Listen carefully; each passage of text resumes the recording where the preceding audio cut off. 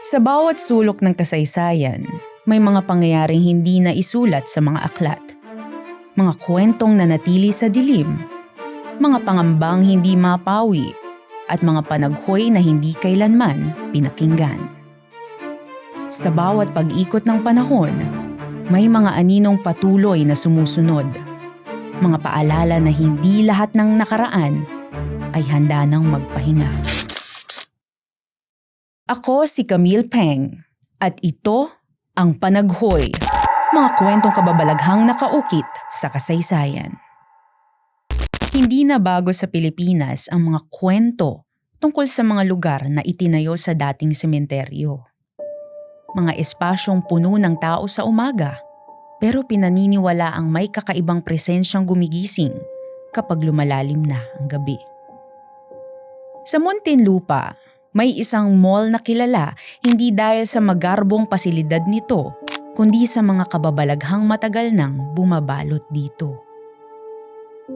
Sa paglingon natin sa kasaysayan, may isang kwentong hindi napasama sa mga aklat. Ngunit hindi rin tuluyang nawala mula sa mga sabi-sabing pinaniniwalaan ng mga Pilipino.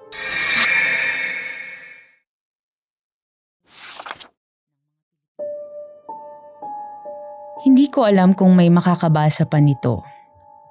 Pero kailangan ko itong isulat bago pa ako tuluyang lamunin ng katahimikan ng lugar na ito. Ako si Maria, sales lady sa Dar Mall dito sa Alabang. Araw-araw nakatayo ako sa harap ng mga estante, naghahanap ng mga tamang size, humaharap sa mga customer, nagbibilang ng stock. Paulit-ulit na trabaho ng kahit sinong retail worker. Pero minsan, may mga gabing tahimik at malamig. Pakiramdam ko, may kakaiba sa lugar na to. Bago ko simulan ang kwento ko rito sa Dar Mall, nais kong ipaalam na dito mismo sa kinatatayuan ng mall na ito ay dating sementeryo. Maraming inilibing dito.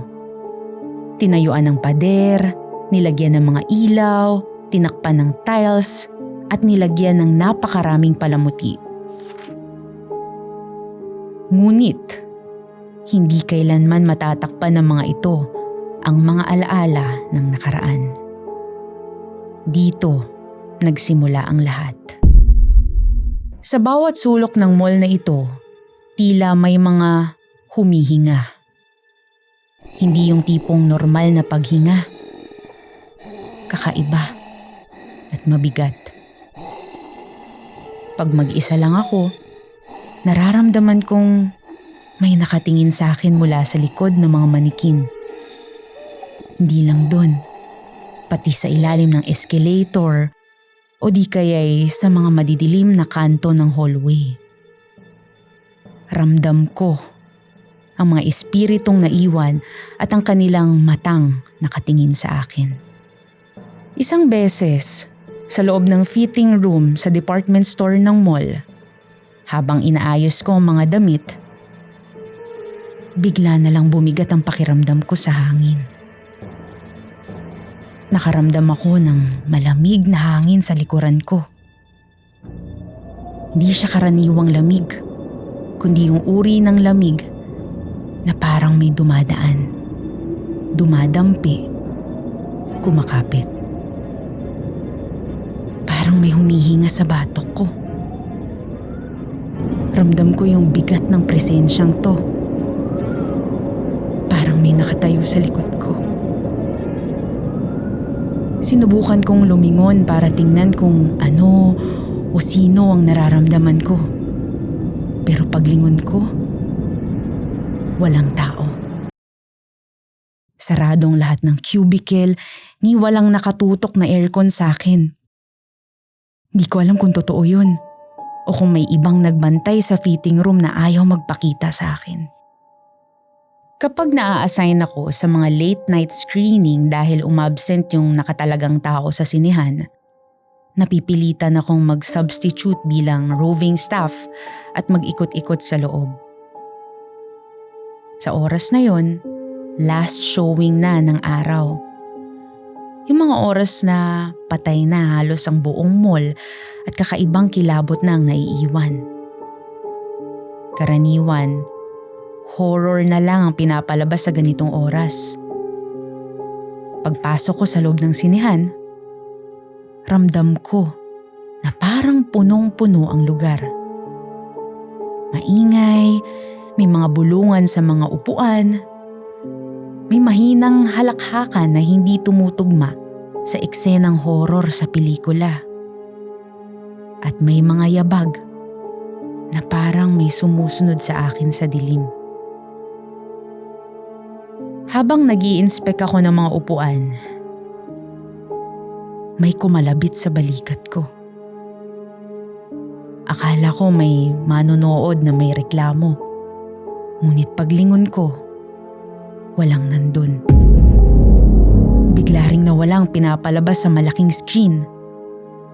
Sandali lang, pero sapat para lubusang lumubog sa dilim ang buong teatro.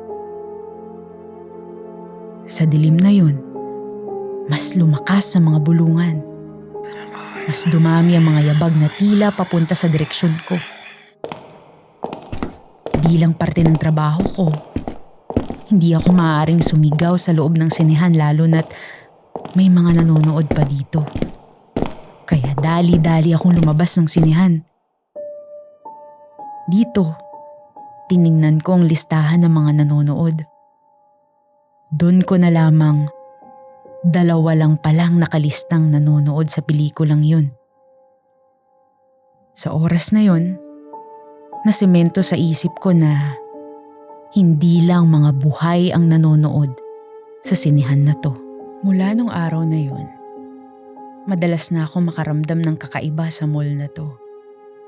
Kapag natutoka ako sa baggage counter ng mall, bago pa ako pumwesto, pinagsasabihan na ako ng mga katrabaho ko na mag-ingat. Madalas daw kasing may mga gamit na nawawala kapag iniiwan ng mga customer dito. Binaliwala ko lang yun. Sabi ko sa sarili ko, maingat naman ako at alam kong kontrolado ko ang bawat galaw sa counter. Nakalatag ng maayos ang mga bag sa likuran ko. Alam ko kung saan ko inilalagay ang bawat isa. Hanggang sa may napansin akong kakaiba. Alam ko na inilagay ko ang isang pulang bag na ito sa kaliwang dulo ng counter. Ngunit habang tinutulungan ko ang isa pang customer at tumalikod ako sandali, paglingon ko, nasa gitna na ang pulang bag. Hindi ito nahulog. Walang ibang tao sa paligid, walang kumilos sa counter, walang dahilan kung bakit lumipat ang bag ng ganto.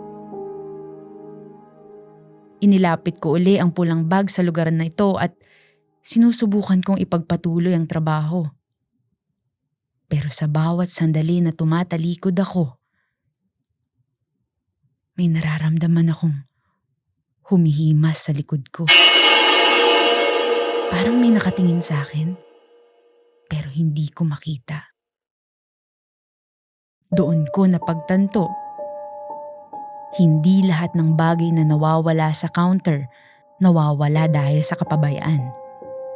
May iba pala na nagbabantay sa bawat galaw ng gamit. Hindi lang sa loob ng mall may kung ano-anong kababalaghan. Maski sa labas, may presensyang hindi maipaliwanag.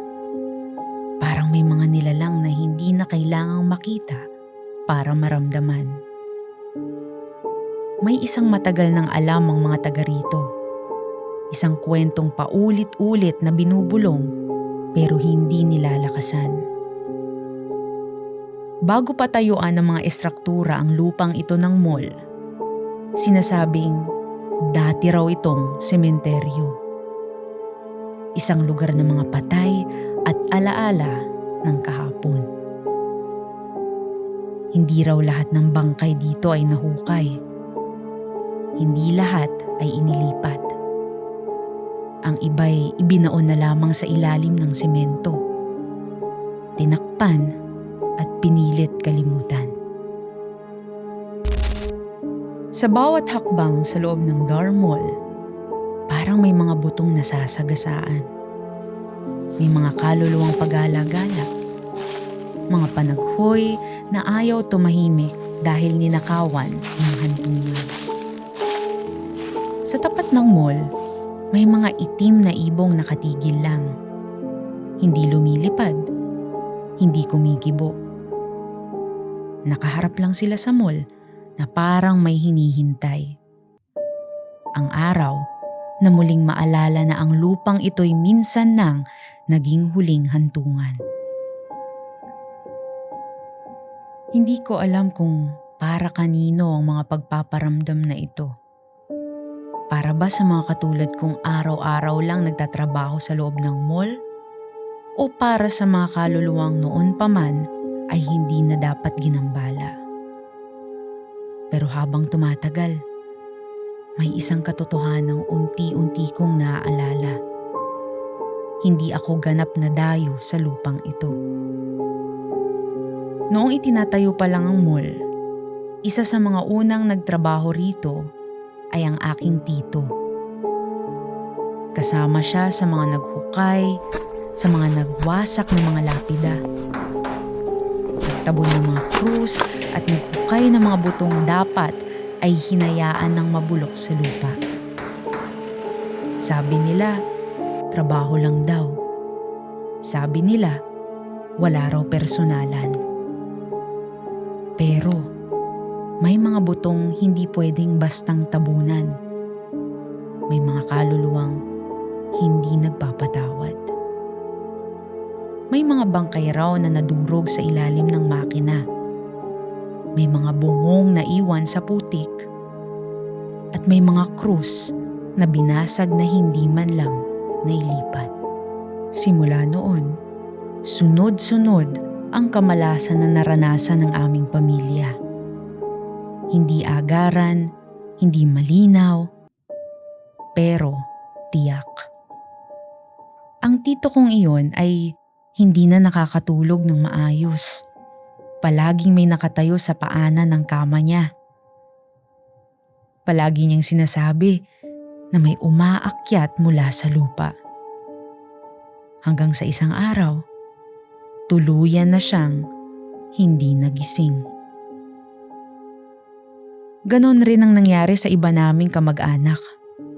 Bigla na lang silang nagkasakit at hindi na muling gumaling pa. Ngayon, ako ang nandito. Ako ang nagtatrabaho sa ibabaw ng mga butong sila mismo ang gumambala. Kaya marahil, hindi para sa lahat ng mga pagpaparamdam na ito. Marahil, para ito sa mga dugong may utang. Sa mga pamilyang kasama sa paglimot. Pero, isang bagay lang sigurado ako. Nandito sila. At hindi sila nawala. At iyan na ang huling nilalaman ng mga pahinang ito. Isang sulat na na-recover sa loob ng mall. Nakasingit sa isang clipboard ng inventory. Kasama ng mga papel na hindi na niya natapos lagyan ng petsa at pirma.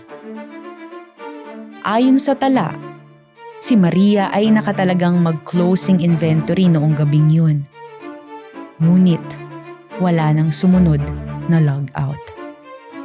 Wala nang sumunod na entry. Ang mall na ito ay hindi na muling nagbukas pa. Makalipas ang ilang taon, ito ay tuluyan ng giniba.